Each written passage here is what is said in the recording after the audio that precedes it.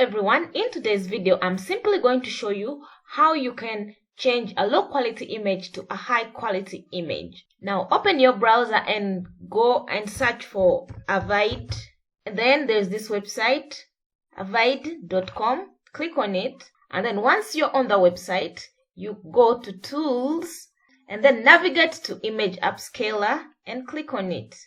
Once you're there, you choose a photo that you want to improve. So I'm just going to choose on a random picture. Click on Open, and then it starts loading the image.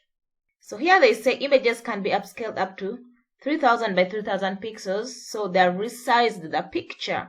So let's just press OK. So you can see the difference between the original picture and the actual picture. There is definitely a difference. When you go up here, it shows you the magnification. So let's click on 8, click on Continue.